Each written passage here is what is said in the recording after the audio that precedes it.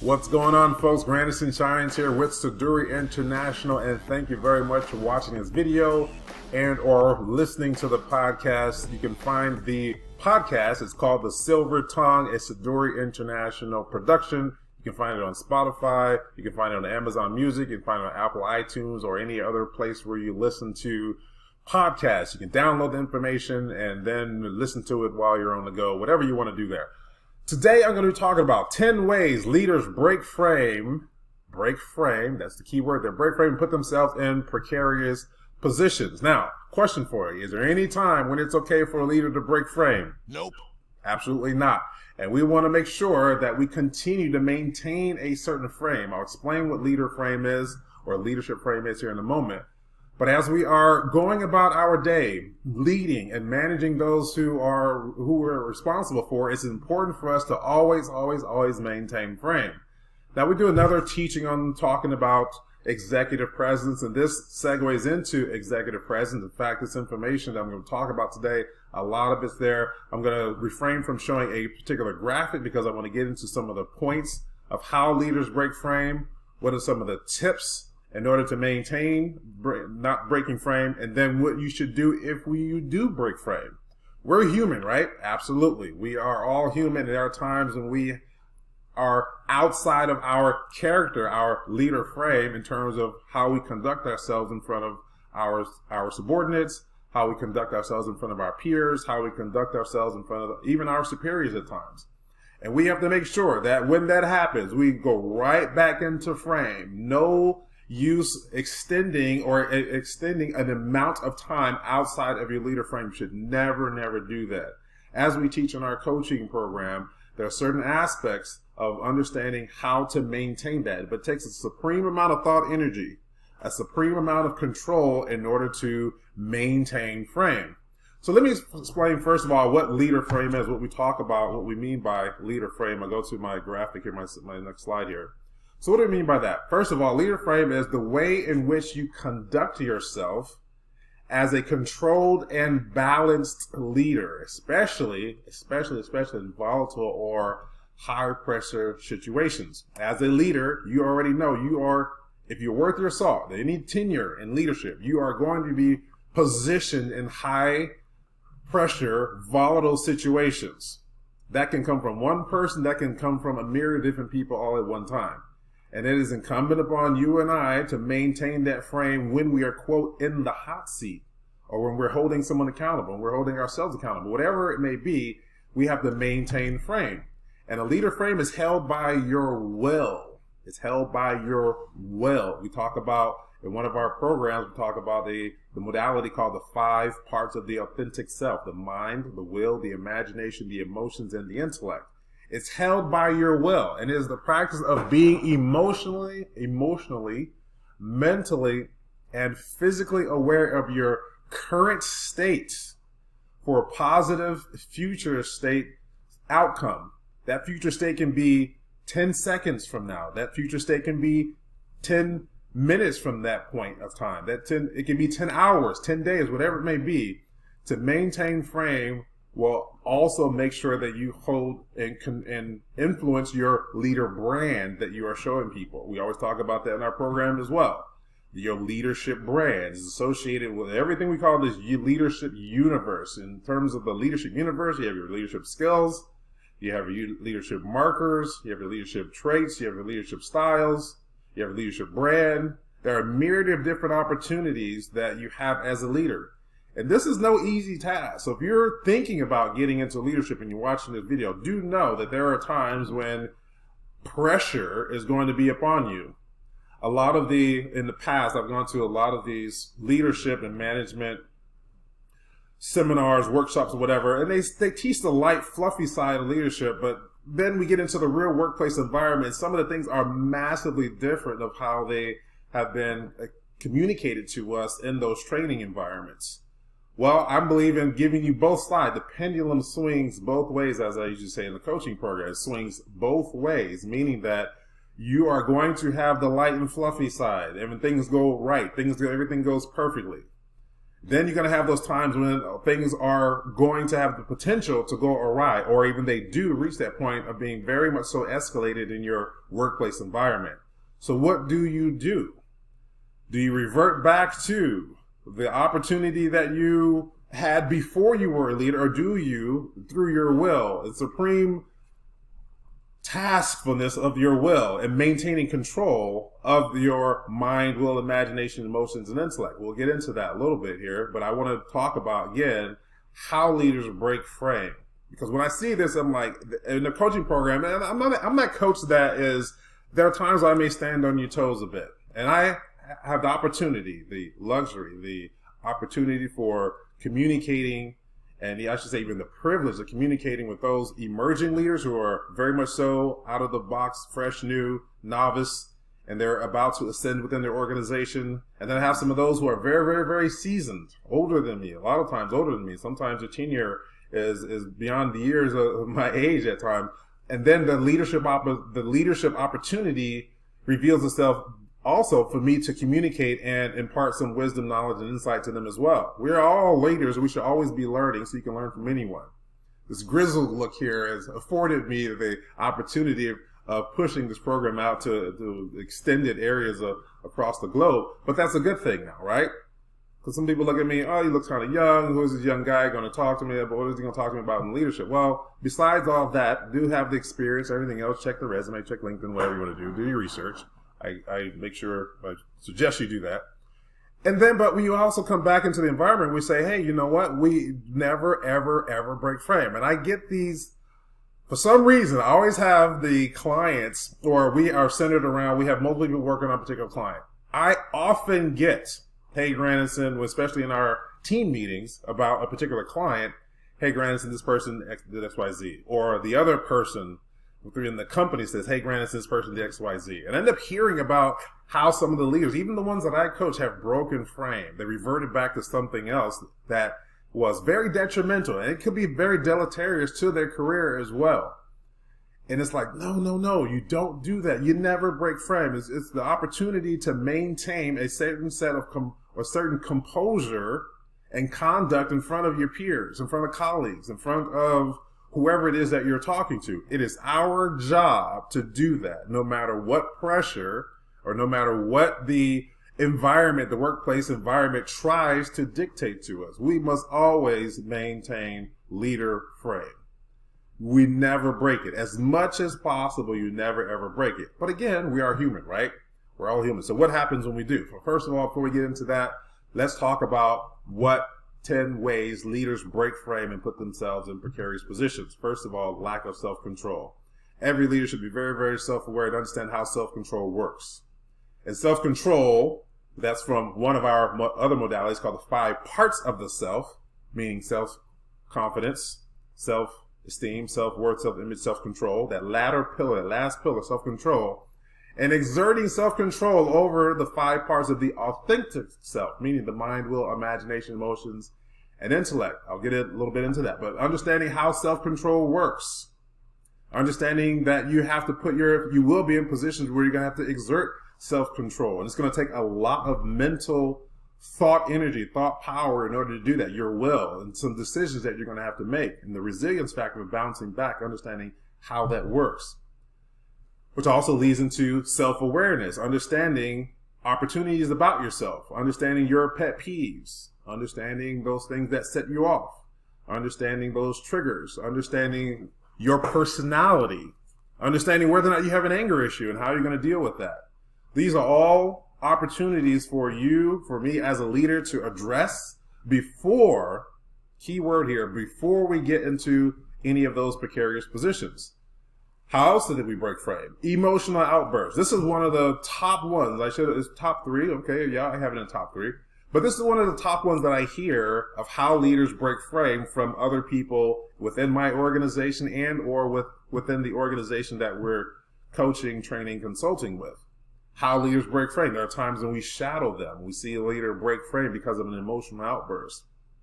Well, those people, I think, those people who are much more seasoned, I expect them to be much more controlled as well. When they come into the classroom environment or the session environment, the coaching environment, There's a certain decorum, a certain level of control that I also expect to see. And there are times when I deliberately, intentionally push buttons, pet peeve buttons, in order to see how they're going to maintain their frame. As a coach, you're going to put your coachee in an environment where the pressure's on, at least you should, because that way you can see how they're going to conduct themselves. And then we circle back into the teaching moments or the teachable moments that come about. And this happens, it doesn't matter the gender, doesn't matter the age, doesn't matter the generation. It happens across a myriad of different people a lot of the times. We all have issues that we deal with. And a lot of times what really sparks emotional outbursts are the opportunities that happen to us outside of the workplace environment that get us triggered, get us frustrated, get us on the woke up on the wrong side of the bed kind of opportunity. Then we bring that into the workplace environment and we release on people that we see, that people that are closest to us. And that is the wrong thing to do. A release is something totally different. It's not releasing it upon the people by your verbal and nonverbal communication. That's how it manifests itself. Point number 4 is untamed imagination. Untamed imagination. When someone mentions something, then the imagination goes wild. That can make you break frame, because oftentimes with untamed imagination is number 3, the emotional aspect of things. A lot of times your imagination will trigger an emotion. And when it does, you have to recognize it right then and there, not later, right there at that moment. Current state for future state, positive outcome, understanding how that works. Number 5, unbridled thoughts. We talk about the mind. There are the subconscious, there's a subconscious mind, there's a conscious mind. And understand that both of them have an effect or can have an effect on you breaking frame. How you do a certain thing, reverting back to a certain way of how you conduct yourself and how you do a thing when you get triggered, emotionally escalated, whatever that may be. Unbridled thoughts can put you in a position where it's going to be, again, it can be very deleterious to your career and ascension within the company. And when it does, we have to address it. There's always an opportunity. We'll talk about that later on, but unbridled thought. Let me talk about number 6. We have here injury to intellect. Injury to intellect. Mind, will, imagination, emotions, and intellect. Well, there's some aspects of intellect, of feeding intellect, and making sure that you continue to gain more knowledge, wisdom, insight through your experiences and other things that you research. But also when someone comes against your intellect, we have this injury to intellect. And that too can put you, oftentimes, as I have seen, in an emotional state where there's frustration all the way to anger. And then guess what? Some sort of emotional outburst that happens by way of your verbal and nonverbal communication. And when that happens, again, we have to fix them. You have to be accountable. Hold on to that word there, because I'm going to talk about it later on. It is always opportunistic for us to make sure that we maintain. Again, do we ever break frame? Nope. Absolutely not. We never want to break frame. Ever, ever, ever. And I'm very staunch about that, making sure that I communicate that to the utmost intent and degree within the coaching program. You never, ever, ever break frame. Emotional outbursts can have tears, also the verbal and everything else that comes along with it. Number 7, break down under pressure. This is when your gravitas has not hit its peak yet. Your grace under pressure, your gravitas has not hit its peak. You still have learning, or we still have learning to do. Point blank. We still have some things that we need to learn. There's still some things or some opportunities for us to be in the pressure seats and try to maintain. That's why I'm so cautious. Well, not even cautious. That's why I'm so taxing and deliberate, intentional in the coaching environment to put people under pressure. Ask them questions that enable them to start utilizing filler words, or non-fluency is what I was about to say, but filler words and low power phrases, and not being confident, not being the direct, assertive leader that they should be, because now they're in a pressure situation. We do that through role play. And there's a lot of times we turn up the heat, Because as leaders, we are supposed to set the temperature in the room, the pressure. If the pressure is upon you, there's a systematic, strategic, intentional way to turn that around. But again, meaning that we set the temperature in the room. Always remember that. You're supposed to. When you walk into a room, it normalizes and levels because you're balanced and you have the gravitas. You're not breaking down under the pressure. And breaking down under pressure can manifest itself in many, many, many different ways, a myriad of ways. And we have to make sure that we put a cap on that. There are times when you have to compartmentalize the feeling, deal with the issue.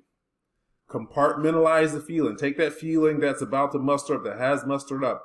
Take that, put it over here, deal with it later, deal with the issue right now in the utmost controlled conduct available to you at that moment.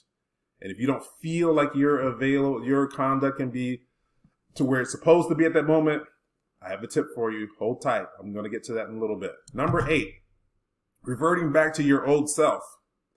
In martial arts, and there are some martial arts that what I'm about to say is more prevalent to what I'm about to say than others, but in martial arts, it's very, very key to understand the repetition aspect of things to build and to have prowess, masterful prowess in this new skill set.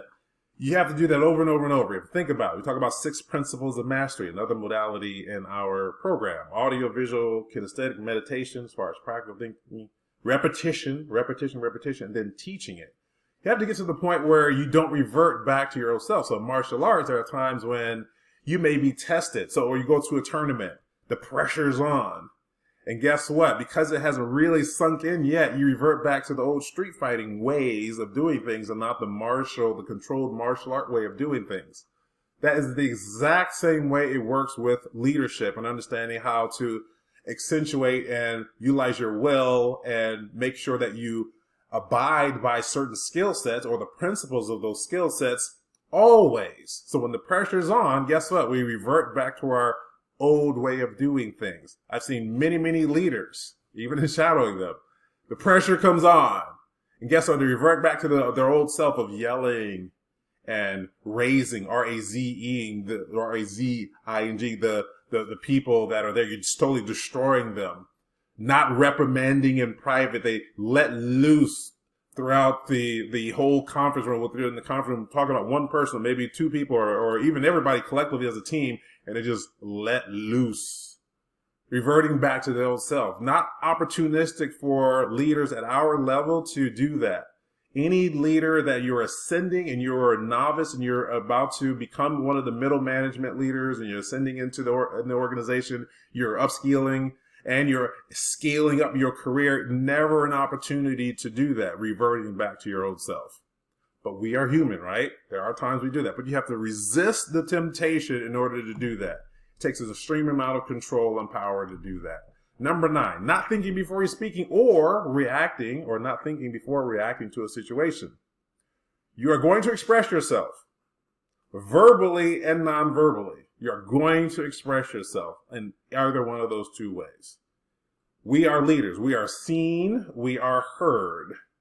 People follow us. They look at us. They expect us to be superhuman, expect us to make decisions and help them solve their issues, for us to break down and say something that can be very destructive to a person. We don't have the availability to do that. It's a very, very, very self-centered thing to do.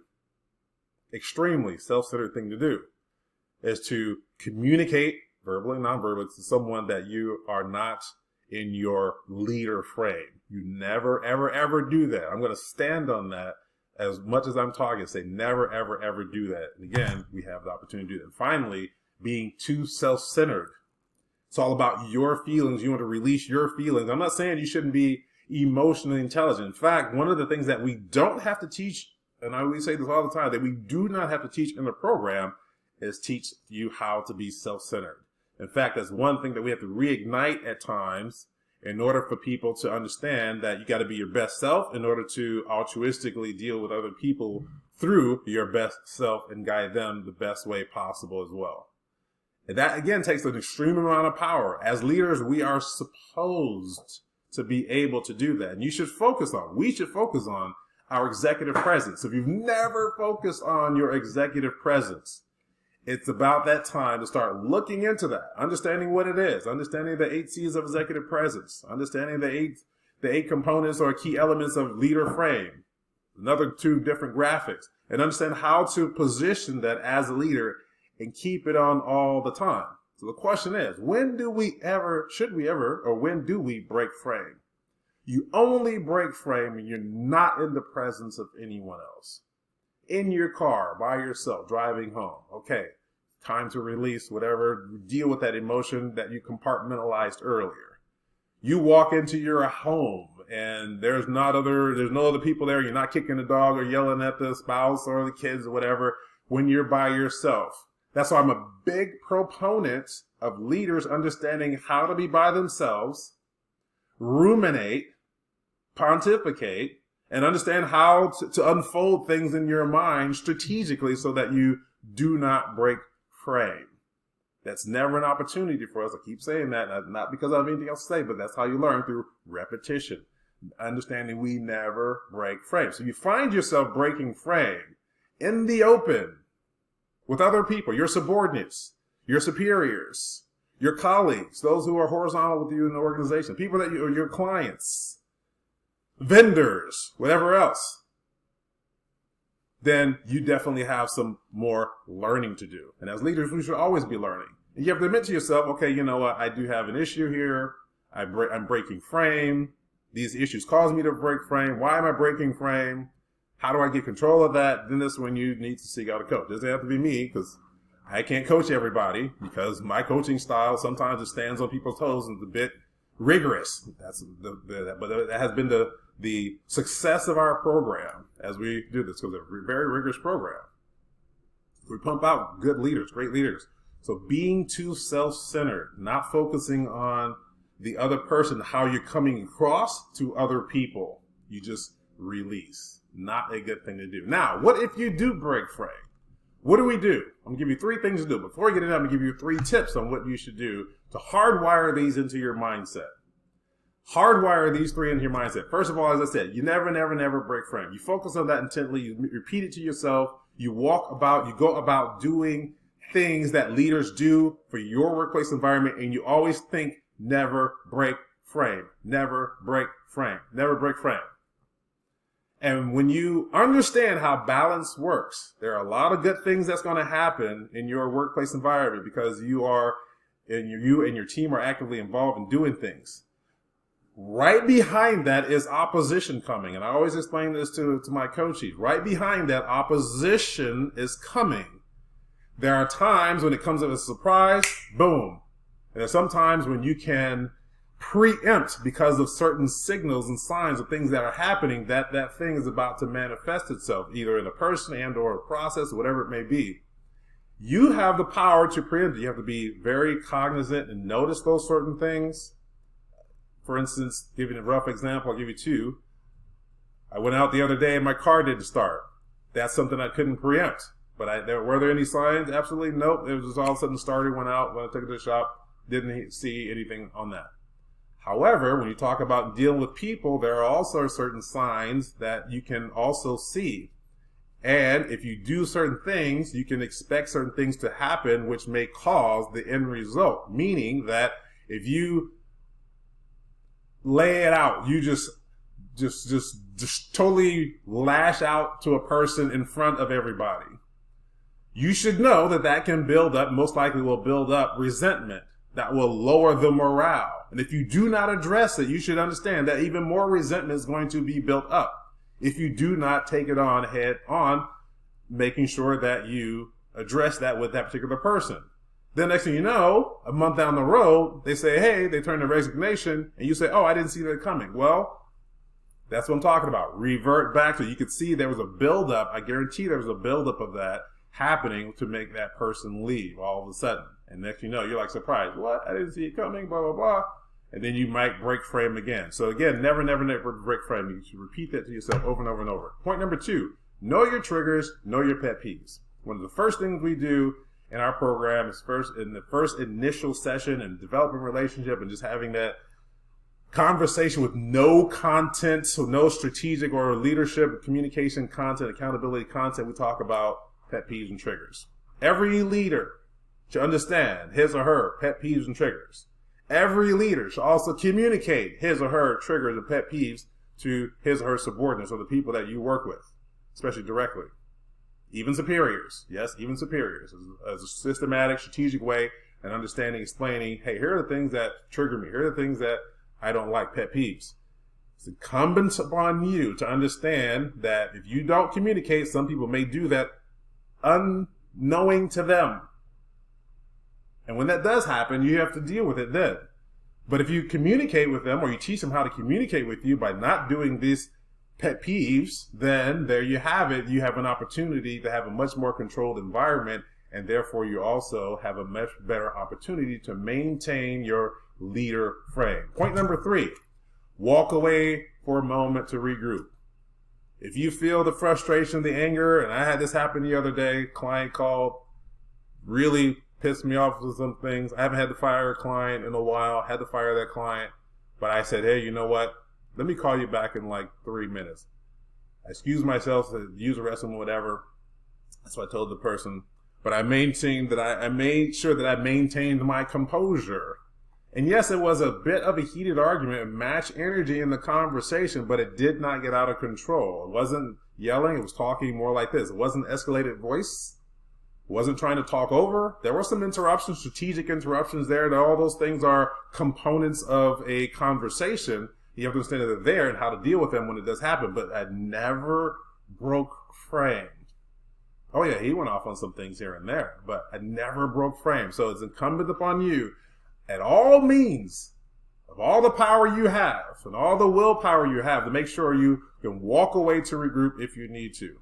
Never show your vendor, never show your clients, never show your subordinate that you are emotionally about to cry or whatever. You separate yourself at all possible. Get off from the virtual communication, walk away, use the restroom, gain composure, and then come back and deal with the situation, the issue, not the person. All right? Focus on that. Making sure. So those are 3 things you always want to, those are 3 tips that you want to hardwire into your mindset, your mentality on how you function. Never break frame. Point number 1. Know your pet peeves and triggers. Point number 2, walk away from one to regroup. Number 3. Now, what if you do break frame? Here's where the rubber meets the road. 3 things that I want you to focus on here. Make sure you do these 3 things for sure. Okay? When you do break frame, let's say you address someone, they're talking to you, and you break frame. You get all emotionally involved in the situation. You escalate your voice. You start talking with your hands above your shoulders. You're making yourself big. You're pointing in the face, doing everything else. All the wrong things that we know not to do. So you do break frame because you just lost it, right? Here's what you do. First of all, be accountable for your nonverbal and verbal communication. Understand that. You go to the person. Hey, you know what? Can we chat for a minute? Sure. Okay, good. Pull them into isolate yourself from everyone else. Don't do this out in the open. I've seen it and I'm like, no, dude, what are you doing? No, hold on. I don't mean to interrupt, but you guys should really take that in the conference room. And then have them talk about that, not in front of everybody. Not in front of everybody. Then go in there, hey, you know what?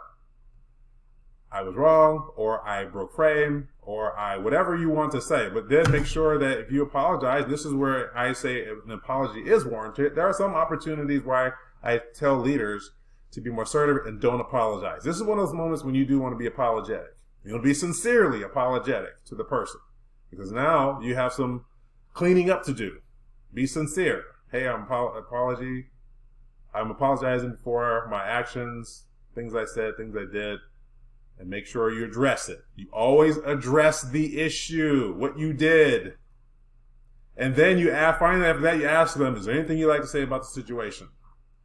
And when they do say something, you sit there, you listen, and you take it in. You do not bandy the conversation, volley the conversation back and forth with excuses. You sit there, you listen, you take it. You cause the issue, guess what? Now you got to listen to that person. Don't let them go on for a long time. But oftentimes when you do that, they'll say, you know what, I did this too, and they'll start admitting some things to be accountable for as well. Then you can have a coming together and start operating in collaboration again instead of confrontation. You want collaboration, working together, escalating and moving and working together, whatever you need to do.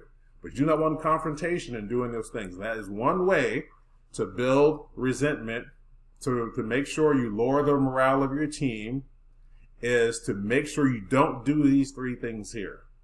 Great leaders, no matter how difficult the situation is, we know how to tackle on those situations. We know how to move forward in the right way. So make sure if you ever break frame, be accountable for your actions, your verbal, nonverbal communication. Be sincerely apologetic. Ask the other person if anything else to say. You sit there, you listen, and you take it. That's what I wanted to communicate today. Now, if you have any questions, further questions, do email me at info@seduireintl.com. You can reach us on our phone number at 480-420-7093. I'm Grandison Shines here with Seduire International. This is our podcast, our platform, The Silver Tongue, a Seduire International production. Until next time, folks, I'll talk to you later. Bye.